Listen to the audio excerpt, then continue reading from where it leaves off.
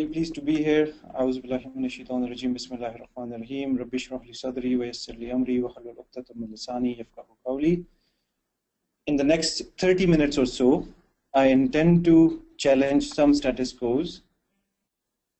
And for me, today's topic is, in my opinion, one of the most important topics that each and every one of us needs to be concerned about.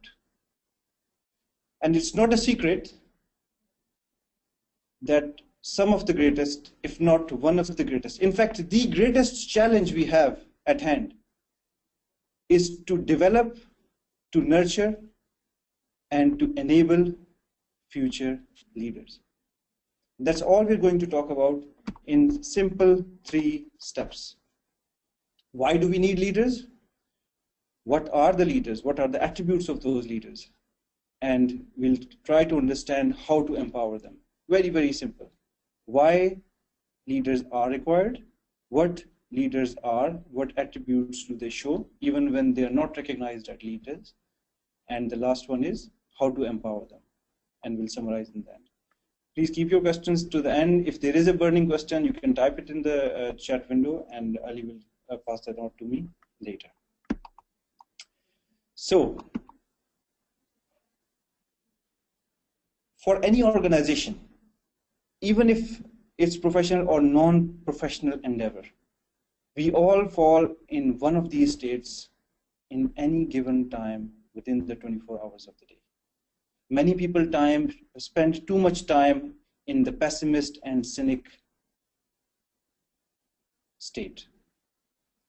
To be a positive thinker, to be an optimist, is one of the core tenets of a potential leader of the future. And I'll explain that further later. Just keep that thought in mind. These days, we are struggling, we are challenging. The business world is changing so drastically overnight that downsizing, reorganizing, re-engineering, resizing, right-sizing, optimizing, all those challenges, all those right things to do are happening every day in the business. And overnight, market leaders become fought over by the new entrants. Why? Why can't successful organizations maintain their success and keep on producing the amazing leadership that they have currently? So I'll just let you think about, and I'll go through a few activities during the whole process. So my recommendation to you is just be with me, please stay alert, because I'm going to ask you to think about a few things during the process.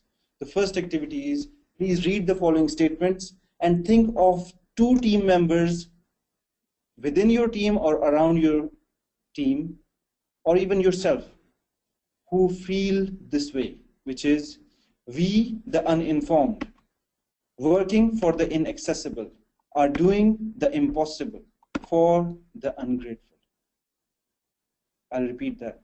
We, the uninformed, working for the inaccessible, are doing the impossible for the ungrateful. If you or any member of your team is feeling any of those feelings, the organization is in trouble. It's in trouble because there is something wrong, something fundamentally wrong in the way organization has been set up. Either the hierarchy is too controlling, or people are not getting enough breathing space to do what they are supposed to do in the best possible way. Generally, leadership or management is known to keep the long-term vision to themselves. They keep the teams uninformed. They stay in a glass ceiling. They stay inaccessible. And they expect the impossible from the teams. And when they try to endeavor, when the teams try to endeavor into the impossible, while working weekends or extra hard work, they are not recognized. The leadership is not grateful to them. And that is one of the core issues with the development of the future leaders. Because unless this happens, the growth is not sustainable. I'm talking to you about these things today because I have been in various parts of the world in the receiving end and on the delivering end of huge transformations in multinational organizations, spanning from Asia, Europe, Middle East, and Africa. So our focus has been on leadership coaching, strategic change management, and cultural transformation. And I see all of these things rooted in only one thought, and one thought which is core tenet of being a Muslim leader as well, which is trust. All I do in the organizations is go understand, and example over example, organization after organization, I see the same pattern of lack of trust within the team members and across the leadership. And unless that happens, the future leaders cannot be developed. It's a fundamental requirement for these attributes to be there. And the first one is the trust. So having transformed eBay, their acquisitions recently, GE, General Electric, Pearson, and all these different spaces, even the UK government, Department of Work and Pension, and education. The common pattern has been around why the team members feel frustrated. Why are they not motivated to achieve excellence? And hence the question on why do we need succession planning? Any organization that grew dramatically and it reached the Standard & Poor ratings, S&P 500, they used to stay there for 25 to 35 years in the past. So they went into a growth mode, they achieved extraordinary, and then they slowed down. And when they slowed down, it didn't matter because they were there in the S&P 500 rating, and they will enjoy that for a couple of decades. Things have changed over the last few decades. It's not that long anymore. An average S&P 500 rating company stays there for only 10 to 15 years now. That's less than 50% of the previous enjoyable time. And that demands something fundamental. Who would have thought that Apple would be fighting with Samsung and Google to be in the first place in the mobile technology world? Who would have thought that Nokia would not be in the list of top 2 or 3 in the global mobile competition? They have been enjoying that 90 to 95% penetration of the global mobile market. And see and try to understand what has happened in the last 8 years or so. Since the launch of iPhone, world has changed. And that also demands the kind of leadership that needs to be developed. There are some indicating attributes of the future leaders. So now that we understand that there is a critical need for succession planning, let's quickly go into the key indicators. That's the focus of this webinar today. The indicating attributes of future leaders. So there is some terminology later on, but I'll start that with an activity. So please think in your mind for about 30 seconds, what is the most important quality of leaders around you? There would be leaders, the role models or high achievers in your organization that you respect, or in the industry that you are in, or the things you see in the media. There would be some charismatic leaders that you really like. There must be some qualities that you like in them. There would be people around you in your organization who are national leaders. They are around you, you recognize them as leaders. They have a certain persona. So I just want you to think for the next few seconds on what is the most important quality of such people in your eyes. Be it self-efficacy, locus of control, self-evaluation, openness to experience, and resilience. And we'll go through all of these. These are heavy words, and I'll explain that later. This is from a very deep research from a Harvard Business paper. So I'll explain that later, but for now, in simple terms, what is the most important attribute? Do keep that in mind while we're going through these attributes. And you'll notice there's a pattern. That pattern that you have your personal preference for the liking of a leader. These are called dispositional characteristics. And these are core values of any person that has a potential to be your future leader. The first one, self-efficacy. Self-efficacy Efficacy is a deep word. It requires quite a lot of elaboration. In simple terms, it's outcome orientation. So when people do things, you will know those people around you. When they do things, they don't just do it for the sake of doing something or following a process or just going through the motions of a process. It's all about the outcome. They do things with an objective. They have the outcomes in mind. They try to deliver instead of just going through the motions and spending time. They don't just fill in their time sheets. Their week is valuable. That each and every hour is valuable. They respect their own time and they respect others' time. They try to eliminate waste. They are quite consistent. The focus is always on the results. If those attributes resonate with you or some of the people around you, there is a high chance that they have fulfilled the first criteria of being a potential leader. So do keep that in mind. People with self-efficacy approach to work, they have this potential to lead the organization in the future, as compared to those who don't care. Locus of control, the second one. These are the ones who go an extra mile. And when I say extra mile, it doesn't mean gold plating and wasting time and doing much more than is required. There's a key and a fundamental difference between needs and wants. If we only work on the wants, it's impossible to deliver the needs. So there is a right balance, and that balance has to be reached and achieved together. Locus of control is going an extra mile. It's a delighter mindset. It's doing the right thing and coping with the external control, confidence, ability to respond. When things are beyond people's control, they don't just let go of their work. They try to find ways of getting around their challenges. Any blockers they have, they don't just let go. So I can't do it, somebody else, this is somebody else's fault. They don't just blame others or the system or the technology. They try to find solutions to their challenges. The next one is core self-evaluations. And this is quite interesting because such people, this is the third attribute of a potential leader. And the core self-evaluators, they have subject matter expertise. They are trustworthy. They can manage their stress very well and they set their own goals. So they do not depend on others to tell them what to do. They don't just sit idle and waste time. They try to find ways of adding value and contributing rather than consuming. And that's one of the biggest issues right now in some of the organizations, where people tend to only consume their time during the day and they only do what they're asked to do. Such people have very limited chance to grow in their own right to become future leaders.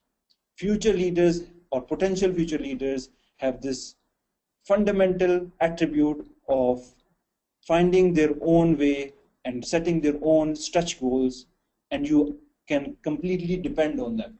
So you can't just give them work and they'll come back with an excuse. No, they'll always try to do their best. They'll try to solve their problems, even if they have no remit to solve a problem. They'll try to find the appropriate people and solve their problems. They won't come back to you at the end of a deadline and say, oh, I was stuck. That is a sign of a barrier, not a potential leader. So these are the first three. The fourth one, openness to experience. Now, openness to experience has been and stays as one of the most controversial attributes of potential future leaders. These are the risk takers. They are very positive, confident, and passionate. However, the core strength they have is they can face failure. And this is quite crucial. Some of the highest achievers I've seen in the industry, in my recent endeavors in the transformation, these are some of the industry experts and amazing achievers in the organizations, managing director levels and organization leaders and heads. They sometimes lack this value of facing failure. Some of them have achieved so much in their career that they are so afraid of failure that they stop taking any risks. And business, by definition, depends on the amount of risk you take. If you don't take risk, it becomes a commodity and it's not a business anymore. Hence, you have to take a risk, but the risk comes along with a lot of uncertainty and a potential for failure. How you face failure defines whether you are a potential leader or not. They are keen learners. They're very imaginative, creative, and tolerant to people's mistakes up to a certain level. There is a balance to that as well. They have the courage and they're very inquisitive to understand how business is progressing, how the environment is changing. And that takes me to the last and one of the most important attributes, which is personal resilience.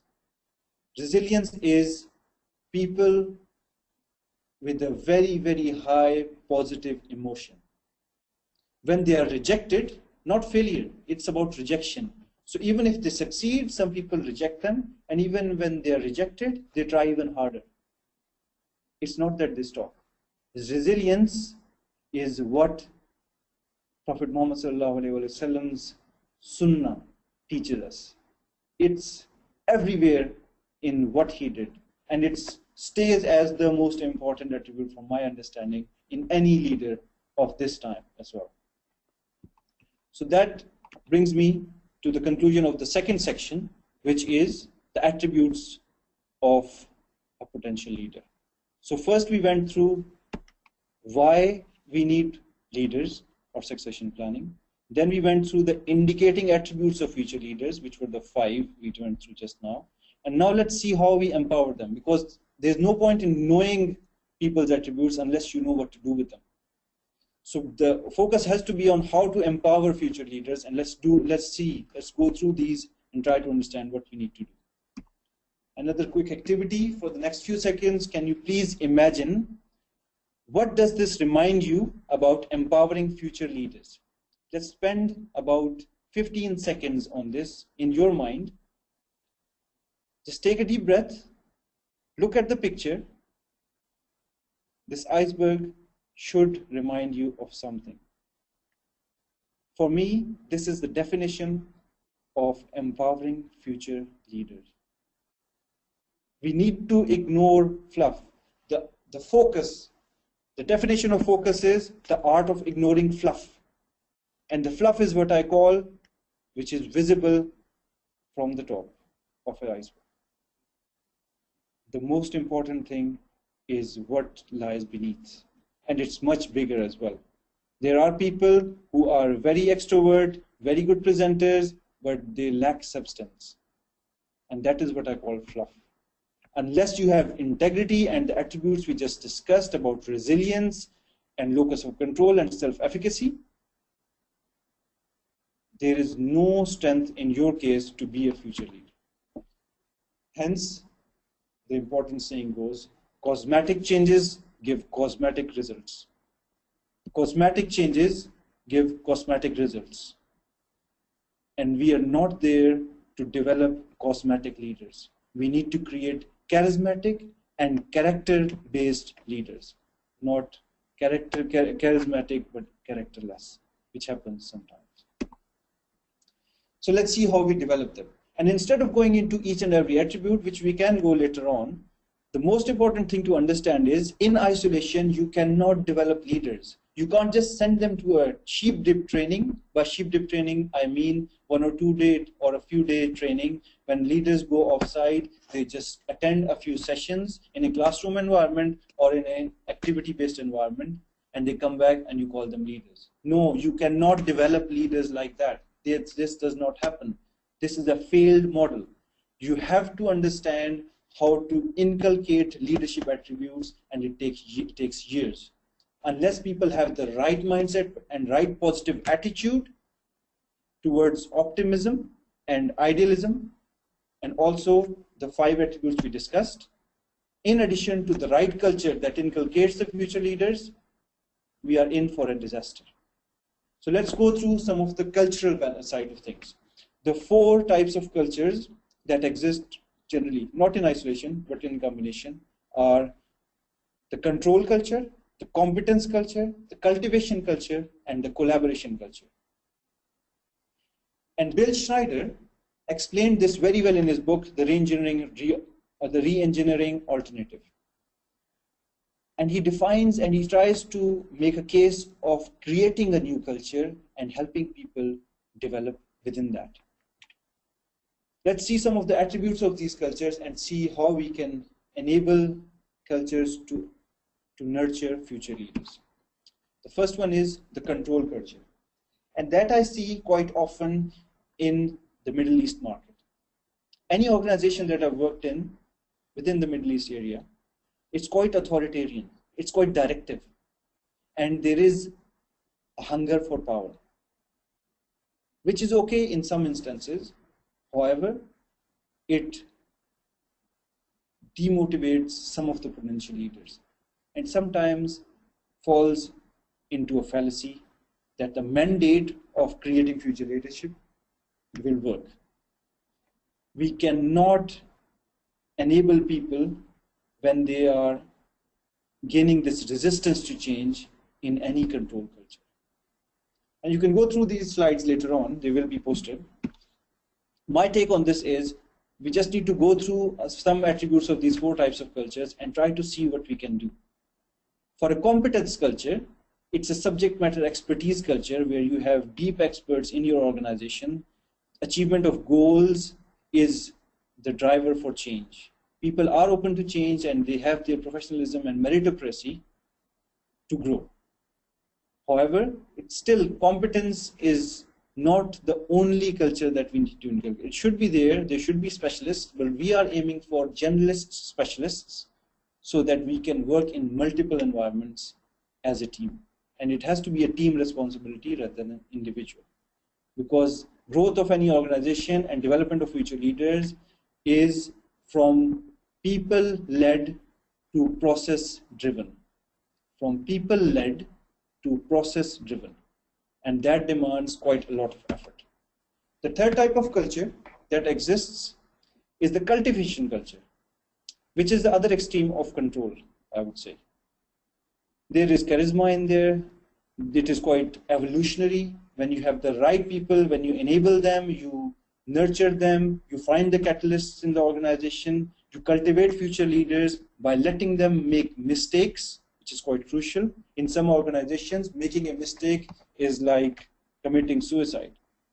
In cultivation cultures, that's not. People embrace and assume change. They welcome change. And change is quite automatic in those situations. And the last one is the collaboration culture. Collaboration culture per se is egalitarian. It cannot survive on its own. You do need some leadership. Flat hierarchies work really well in that. And people do loads of brainstorming and they collaborate and they trust each other and they make team calls and they synergize quite often. And this is very enabling because teams get together and they make sure that they coach each other. It's quite competitive, but they help each other grow. So collaboration culture is one of the most enabling cultures for future leaders. However, this cannot work in isolation. So coming back to the picture again, if you see the 4 cultures that we just skimmed through, we just spent a few seconds on each, try to understand one culture type will not enable future leaders. And if we tie the first 5 attributes that we discussed for potential leaders, they will fall into different categories within these. And our role as leaders and as the leaders of the organization who need to empower future leaders and prepare a succession plan, the culture of an organization has to transform into a cultivating and collaborative on the left-hand side, which is people-oriented.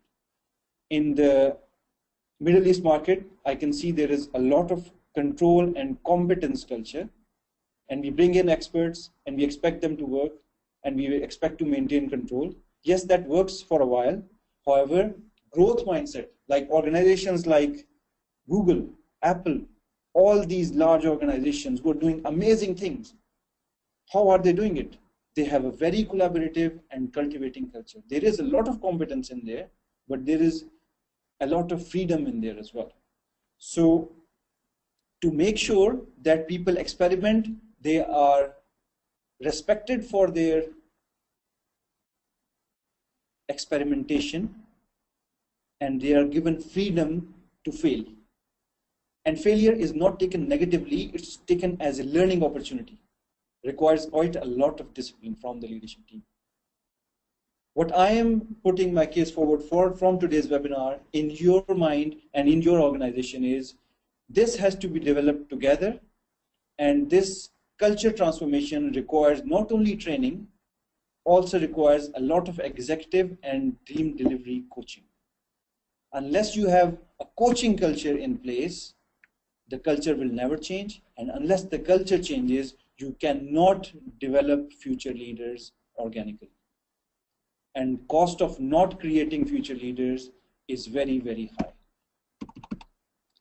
So coming to the summary of the 4 types of cultures, the 5 types of attributes of future leaders, let's see what we went through. So we started with the idealist, optimist, realist, pessimist, and indifferent or cynic mindsets. And there is a demand and there is a requirement to do those changes. But my recommendation to you is, if you fall in this pessimist or a realist state where you are resistant to change, where your fear of failure is so high that you can't manage experimentation, where you do not encourage people to take risks, it is high time that you move from there to being an optimist. You treat every failure as an opportunity, and you try to make sure that you nurture future leaders by giving them that chance to learn more from their mistakes and not repeating the mistakes. Making new mistakes every time is a great place to be in, and that is how Googles and Amazons and Apples of this world are achieving what they have achieved. The 5 attributes of potential leaders: self-efficacy, which is outcome orientation; locus of control, where instead of creating excuses and blaming others, you go into a positive mindset and problem-solving mindset. Core self-evaluations, you always set your stretch goals yourself and you grow further. You don't need people to guide you. You are self-guided in a certain way with the right balance. You have openness to experience, where you are willing to take risk and you are encouraged to take risk and learn from your mistakes, and only learn from your new mistakes and don't commit the old mistakes again. Then the resilience, which is the resistance to change does not exist in such people. They are willing to change, they are willing to experiment, and they are willing to move on and always stay positive. And whenever the failure is faced or rejection is faced, it only grows them stronger. So some attributes of potential leaders. And then when you combine them with the leadership potential people, with the culture, we realize that culture change and its impact is mostly in the behaviors, the language, the traditions, stereotypes, taboos, beliefs, values, and customs. And it is really rarely found in organizational charts, including roles, processes, and tools. Always remember, your potential leaders will always focus on objectives, the principles, and the values while running on the processes. I'll repeat that. Instead of focusing on processes, your potential leaders will focus on outcomes, principles, and values. And that is what you need to nurture in your organization. That is how large organizations like eBay and GE have succeeded, and I have helped them, and they have helped themselves in a way. Some of the final points: if you want people to succeed, you need to coach them. You need to give them this nurturing culture. And for coaching, you need the right kind of mindset in people to be able to help others beyond normal expectations. Have you ever expected a pilot to fly? Have you ever expected a delegate, a son of an owner of a business, to fly a plane in a 2-day training or a week's training?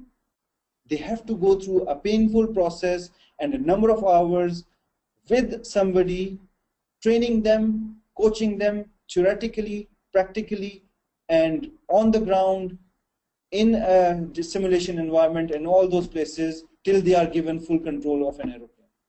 Unless you go through this process, unless you take your future leaders or your potential next generation to be the future leaders of your organization, you are in for a surprise. The accident or a plane crash is evident and imperative. You have to make the choice to build the right culture, to inculcate the right attributes, and to make sure that you gain success for your future leaders. Don't take a chance and go for a coaching model of an organization. That's how Prophet Muhammad used to lead. That's how he developed the Sahaba around him, and that's how Sahaba developed people around them as well. Allah Ta'ala says, in Surah Al Imran, chapter number 3, verse number 110, Kuntum khayran ummatin ukhrijatin lin-nas, ta'muruna bil ma'rufi wa tanhauna 'anil munkar, wa tu'minuna billah. You are the best of the nation produced for mankind. You enjoin what is right and forbid what is wrong, and believe in Allah. And that's my final point. All the things we've just discussed, yes, they are important. Yes, they are critical to your organizational growth. However, intention defines your action. We are servants of Allah. Being Muslims, you are the Muslim leaders, future of the Muslim world. You need to define your future by having the right intention to be servants of Allah on this land. Be the leaders, the best leaders you can be, following the best of the best techniques that we have from all sorts of research that has been done recently and from the Sunnah of Prophet Muhammad and the Sahaba.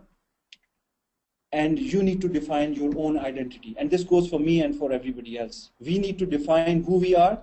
We need to find our own passions and integrity. And we need to make sure that we enable integrity and honesty within the organizations. While doing that, you will find leaders. You can nurture leaders. You need to get on training. You need to know the theory. But the most important thing is the practice. And the practice is where coaches come in. I would highly recommend you get to be an organization that collaborates, develops competence, and develops future leaders. And I'll hand it back to Ali for now for further questions. Thank you. Well, thank you very much, Brother Naveed Khawaja, for a very intriguing presentation. Folks, we are now open for the question and answers. If you have any questions, you could either put it in the question box, just type your question, and I will be happy to read them over on your behalf, or you could raise your hand. There is a hand icon available on your webinar console. If you click on it, I shall give you a chance to speak directly with Brother Khawaja. Let me go. There's a question already posted on the question box. The question is, Mr. Khawaja, based on your observation, any particular leadership deficits that you have observed in the GCC region? Yes, so I did touch upon this. Thanks. That's a very, very important question, and that's where we wanted to touch. I'll go back to the slide where I can explain this better. Yes. So for the GCC region, my experience is we are on a crossroads right now. The last few years has seen a tremendous change in the approach to leadership and the leadership development in the GCC world. There is a culture shift to more entrepreneurial initiatives. The initiatives from the government, they are trying to inculcate incubators. That's excellent. However, the culture sometimes shifts too far further out. I'm not saying one culture is better than the other, but there are amazing attributes in the GCC culture that we need to maintain while developing some of the attributes that are missing. And for me, the most important missing cultural bit in GCC right now in the enterprise is the collaboration. The collaboration and the cultivation culture has to be inculcated, and you need to make sure that you collaborate and you develop leaders together while bringing the glass ceiling. I hope that answers the question. I know this is a bit subjective. This is a high-level answer. If you want further details, I can go into further details on how exactly it can be done, and I've seen it done, and I've actually made it happen. For that, you can send me an email, and Ali can send my contact details to you. Ali? Okay, thank you very much. We have another one. This one is on succession planning. Succession planning could demoralize certain team members. What do you recommend? How should one tackle as a leader or communicate successful successors? Excellent question. Excellent. So, yeah, and actually, I should have touched upon this as well. So now, I'll go back to the culture again.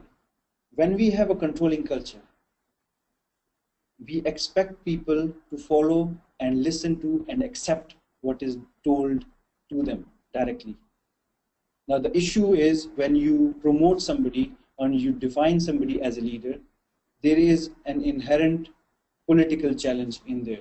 There is jealousy, there is hatred. Sometimes you promote a younger person, an active younger person, over an older person. That is a challenge in GCC, where elders are always on the top and younger ones are further down the chain. In the Western world, that's very normal. I have led organizations where most of the organization was much older than me, sometimes more than a decade old on average. The Western culture accepts that, while GCC culture is learning or trying to learn. And for that to work, for this succession planning and this future leader identification and nurturing, we need to make sure we give people a fair chance and we give them and cultivate unanimously. We should open up the training and coaching to wider organization and let the other people see why some of the leaders have been chosen for a specific reason. Because when they attend those sessions together, those coaching and training sessions together, there will be people who excel. And they will prove the point, yes, they are the right choice. And that's one of my recommendations. You need to keep the old and the people who are less proficient in leadership. You need to consult them. You need to keep them informed. However, you should not waste your potential leadership in the younger generation just for the sake of keeping everyone happy. And that's one of the solutions. Okay. Thank you very much. We have another one from Brother Mustafa. The question is, what are the key points you suggest for collaboration and cultivation culture's implementation? Okay. So let's quickly see the attributes of cultivation and collaboration culture. And I see both of them as very, very similar. Both of them engage people. Engaging people means they go on a journey together. They take risks together. And when a process becomes a hurdle, they try to break the process together. And this leadership is okay with that. I'll repeat that. Breaking a process as a team together for the sake of greater good, it sometimes is an excellent idea that bonds people together as well. And you will see these pressure groups and NGOs work on that basis as well. In a larger organization, and especially in the government, that culture is missing. When we try to develop that, we need to make sure that specialists get training on the other general topics as well, so that they get a general idea of the organization, especially instead of staying in their silos, they go into a wider organization. Procter & Gamble and Google, for example, did something very interesting recently. They swapped their team members. Can you imagine two completely disparate organizations? Google in another part of the world, completely different mindset, completely different business, going and the members of the team going into Procter & Gamble, and then vice versa. And they learned so much. They enjoyed that so much. Sometimes sending people onto these other types of companies and cultures really helps because it opens up the minds. So that's the cultivation side of things. Now, from collaboration, people need to brainstorm. This is one of the key missing bit in GCC. Because of the strong hierarchical control, people tend to keep their ideas to themselves. And to that, my suggestion is to implement the concept of Shura within the enterprise as well.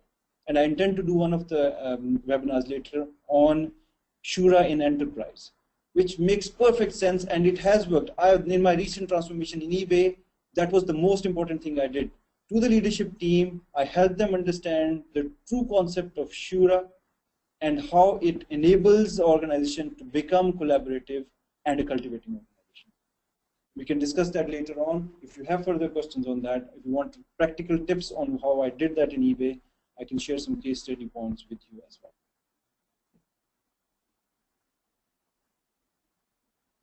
Okay, there was one last question from Mr. Jahad Abdullah. The question is, leadership qualities mentioned by you, are these attributes that are natural or can be developed? Okay, so this is quite a controversial question.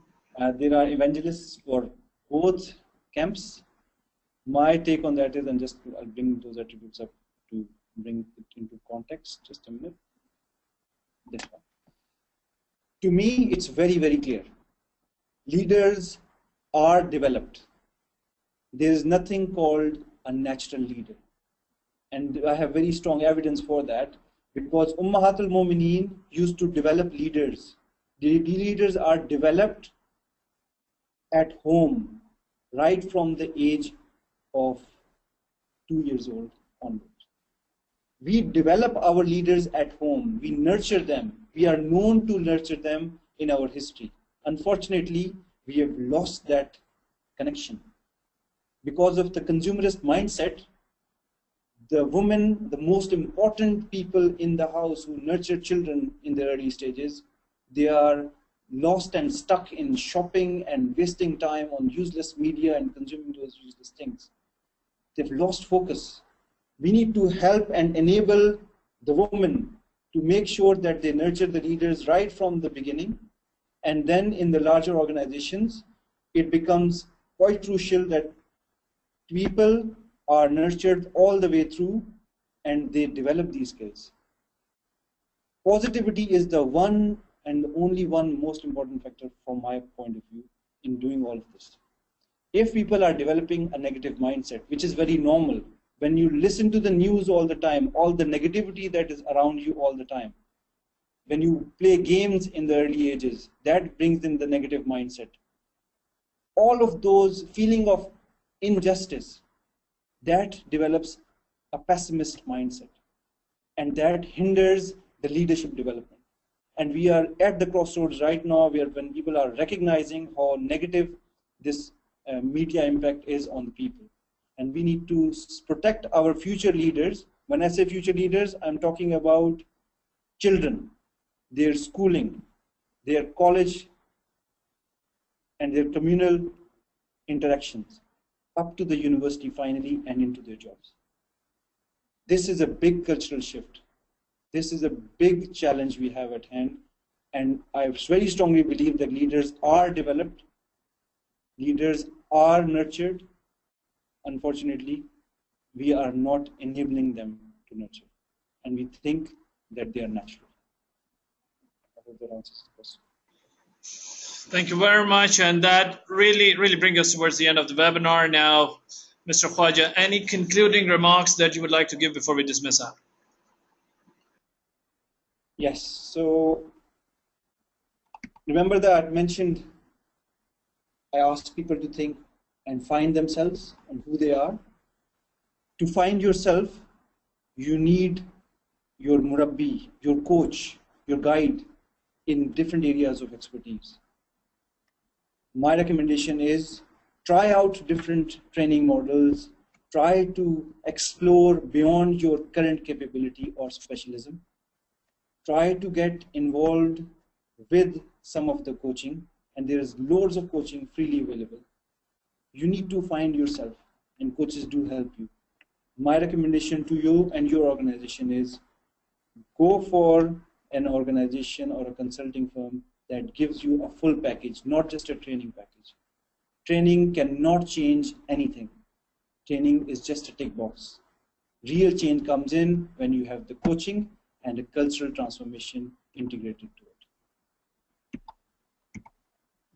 And my company, Morphilibrium Limited, does that in this region, and I wish to expand that to the GCC and rest of the world. Thank you very much. I really want to thank you on behalf of the Madinah Institute for Leadership and Entrepreneurship, Mile, for your valuable time and sharing this presentation through a live webinar. So thank you very much, Mr. Khawaja. And thank you all of those who participated in this webinar. We are recording this webinar, which will be uploaded on Mile Community. So please stay tuned to webinar.mile.org for our upcoming webinars and equally to access the archive section of recorded versions. You shall also be able to download the soft copy of the presentation that was illustrated in this live webinar from the same community. The link was already shared. So please stay tuned with us, and thank you very much, all of you, from wherever you are dialing in from or logging from. So thank you very much. You all have a good day, good afternoon, good evening, wherever you're calling from. Wassalamu alaikum wa rahmatullahi wa barakatuh.